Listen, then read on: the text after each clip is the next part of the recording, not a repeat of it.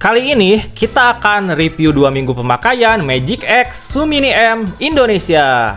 Penasaran lebih lengkapnya? Simak videonya sampai selesai. Sebelum mulai, jangan lupa subscribe serta aktifkan loncengnya biar kalian gak ketinggalan video menarik berikutnya dari channel kita.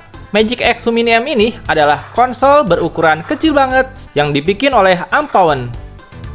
Dia punya spesifikasi layar IPS 2,8 inci dengan resolusi 640x480. Layar ini juga punya brightness yang bagus. Saya aja di dalam ruangan atur brightnessnya ke belasan persen aja dan terang.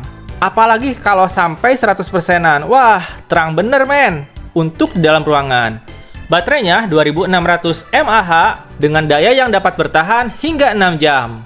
Untuk CPU-nya, dia pakai RK3326 quad-core 64-bit Cortex A35. GPU-nya Mali G31, RAM-nya 1GB. Untuk sistemnya, dia pakai Linux Amber Elec. Punya saya ini, saya custom jadi Plum OS. MicroSD yang saya dapatkan adalah 64GB dan ada juga varian 128GB. Dan ini bisa diganti hingga 512GB. Dan terakhir dia mempunyai WiFi ya. Namun hingga saat video ini dibuat, WiFi-nya belum bisa digunakan. Lanjut kita ke bagian desain. Desain Sumini M ini unik banget, kecil, imut, tombolnya empuk dan enak digenggam. Sisi persisinya juga membulat, nggak bikin sakit di tangan. Beda banget ya dengan Anbernic RG35XX saya dulu, yang ujung bawah kirinya lancip, bikin sakit tangan aja kalau kita lama-lama bermain dengan Anbernic RG35XX. Tombol Sumini M ini juga lebih empuk dibandingkan RG35XX. Fitur lainnya, dia mempunyai dual joystick, built-in stereo speaker, jack headphone 3,5 mm, tombol otomatis untuk save, dan di joysticknya dia punya Hall effect sensor ya. Jadi ini aman banget ya untuk anti-drip. Speaker kiri dan kanannya memiliki suara yang imersif. Dan terakhir, dia mempunyai dukungan berbagai macam game. Format game apa saja sih yang didukungnya? Oke, kita sebutkan satu-satu ya. Pertama ada arcade, kedua ada Atari 7800, ketiga ada Atari Lynx, keempat ada Capcom, kelima CPS 1, keenam CPS 2, ketujuh CPS 3, ke-8 Dreamcast, ke-9 Famicom, ke-10 FDS, ke-11 Game & Watch, 12 Game Gear, 13 Game Boy, 14 GBA, 15 GBC, 16 MAME, 17 Master System, 18 Mega Drive, 19 MSX2, 20 N64, 21 Naomi, 22 NDS, 23 Neo Geo, 24 NES, 25 NGP, 26 NGPC, 27 Open Board, 28 PC Engine, 29 Ports, 30 PSP, 31 PSX atau PS1, 32 Saturn, 33 Sega 32X, 34 SG1000, 35 SNES, 36 WonderSwan Color.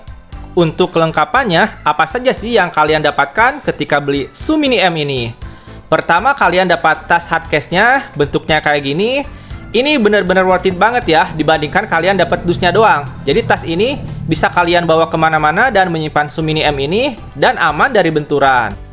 Yang kedua, ada buku panduannya. Yang ketiga, ada konsol Sumini M-nya. Yang keempat, ada memory card-nya. Yang kelima, ada anti goresnya. Yang keenam, ada strap-nya. Yang ketujuh adalah kabel casan. Selanjutnya, kita bahas harganya. Harga total Sumini M ini, kalau masuk Indonesia, kurang lebih kalau kalian dapat pre-ongkir di 1,3 jutaan hingga 1,4 jutaan. Kalau kalian bayar ongkir yang fast delivery, kalian bayar di 1,5 sampai 1,7-an. Itu sudah saya hitung termasuk pajak ya, menyesuaikan kurs dolar saat ini. Nah, untuk selanjutnya kita akan tes game. Tes game yang akan kita coba adalah GBA, PS1, Nintendo 64, dan PSP. Untuk performa main gamenya, bisa teman-teman nilai sendiri ya.